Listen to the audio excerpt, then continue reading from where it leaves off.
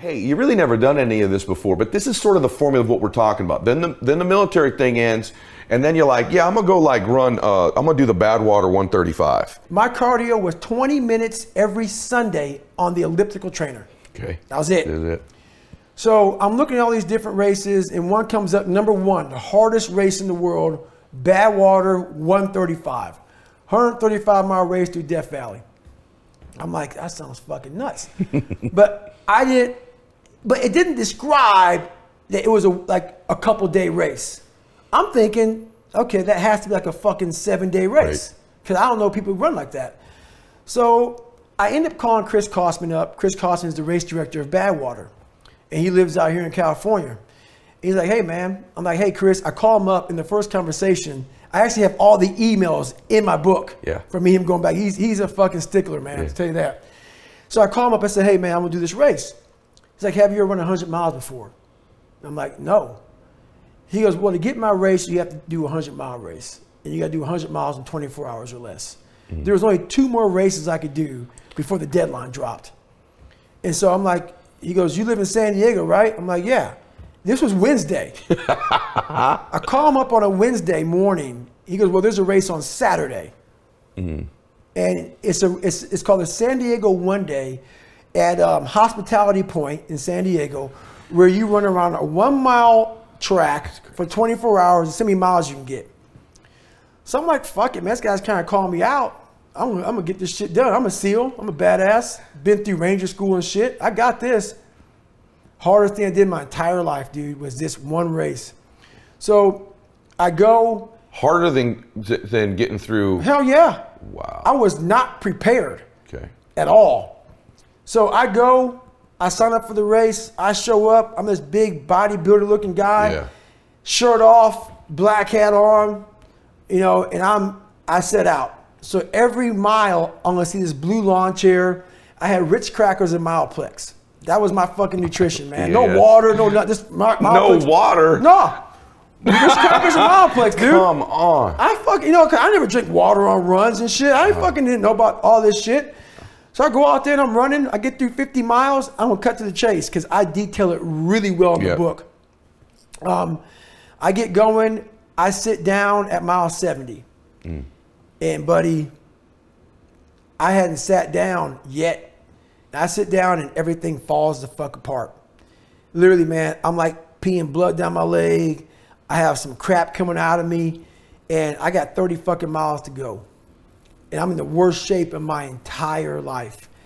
And so I won't get too deep into it, man, but I end up going back through my cookie jar, and I talk about, you know, my cookie jar is basically something I invented about.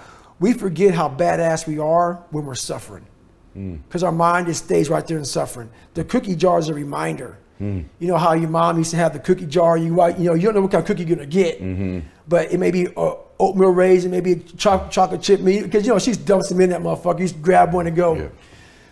So my cookie jars, the things I've accomplished, failed at, didn't fail at, just kept on grinding through. So I take this 1 second, I calm down, so I realize, okay, man, I gotta be able to just stand up first, come all dizzy and lightheaded, and I go through this process. And I said, I might quit, but not yet. I go, this is the worst shape of my life. So I said I might quit because when you're not gonna quit something, you got 30 miles to go, your mind's spazzing. Like I'm fucked up. Like 30 miles is a long way to go, just fresh. I've already gone 70, I'm in the worst shape of my life. I'm like, okay, so I'm giving my mind some space. Because if you don't give it space, it's just gonna freak out. So I'm saying, you know what, I'm gonna quit, but let me just sit here for a second and drink some water. Now I'm drinking water. I have my crew going over to get some fucking, you know, nutrition, some food for me. I'm getting better. So now I stand up, like, wow, I'm able to stand up now. Because I wasn't able to, I was all lightheaded. And I'm going on this track, and I get to mile 81, and I wasn't gonna make the time. I was moving slow. You're behind time. Way behind. Okay. And this is the craziest thing in the world. And I fucking shit you not. I'm in the worst shape of my entire life.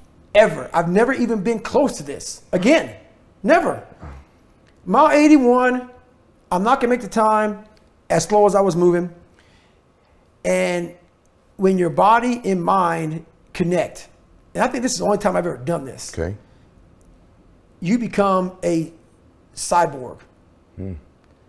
I ended up running 20 miles at about a 10, 15 mile and get done with that race. I did 101 miles in 19 hours and 6 minutes.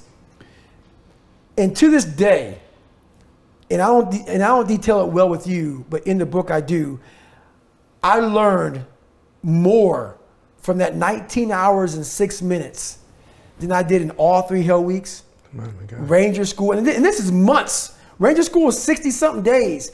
Hell Week and all the buds is 6 months. I was in buds for like 18 months. You know, I went through Delta Force selection twice.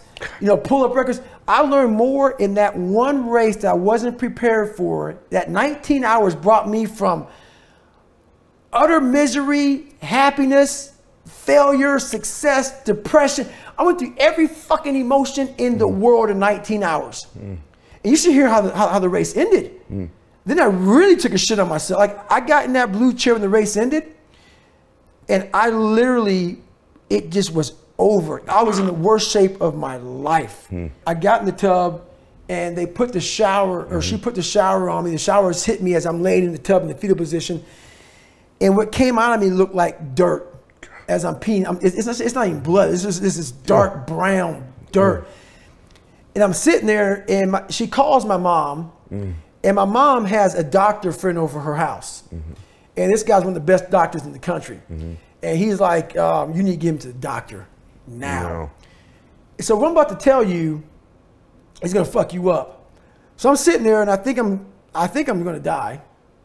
And worst shape of my life. And I'm in this tub, and I'm jackhammering, and I had this hot water hitting me, and I'm literally in the worst pain. My shins, my feet, I'm broken. And I'm just sitting, I'm cramping up. And she said, we gotta get you to the doctor. You know, your mom's worried, I'm worried about, like, we've never seen this before in my life. And I go, I'm not going anywhere. I want to sit here and enjoy this pain. And I know the listeners hearing this are gonna say, man, you're a fucking nut. No, I'm not. What I got a chance to experience in that 19 hours and 6 minutes of my life was something I didn't want any painkillers. This was proof positive. What I was feeling is what I just did. I did something without training, without coaching, without a cheering staff, without any knowledge. I took a raw human being with no training whatsoever, put him out in a condition, and just through this alone, got through it. Amazing. And I sat there and I was like, it was the best feeling I've ever had and will ever have in my entire, I was in the worst pain in my life, and it was the best feeling I ever had in my life. Not because of the pain I was in, but the pain was confirmation of, my God, did I just do that? Wow. And I had completed Hell Weeks, but that right there was like, don't take this from me. Man. And it was confirmation, proof positive that this young kid that came from shit, that wasn't shit, that lied and cheated I was now the truth. God. I was now the truth. I was a Navy SEAL. I went through Army Ranger School as honor man. I went through all this shit. I was truth. I became truth. There was no more lie. And what's funny about all that, man, David, is the people in my life who were in my life when I was bad, and I call it bad, wasn't bad. I had a fucked up way to go, man. They're still out there, and they know what the fuck I'm saying. I ain't gonna drop names on them. They want to take me back there. They're mad that I'm here. Yes. They want to still make me out to be what I was. Right, right. They don't like the fact that they're still where the fuck they're at. That's right. They hate that. So on this journey in life, there's a lot of people who are fucked up right now.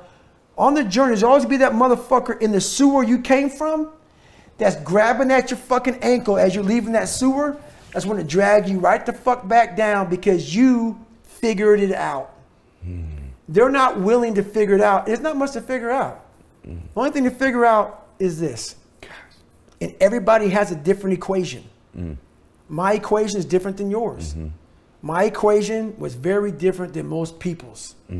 And it's not about being sadistic. It was just about that right there was kind of like the moment of my life where I realized, I don't like to say that I've arrived, because you never want to have that I've arrived mentality because you stop. But that was the moment that I realized that I was the truth.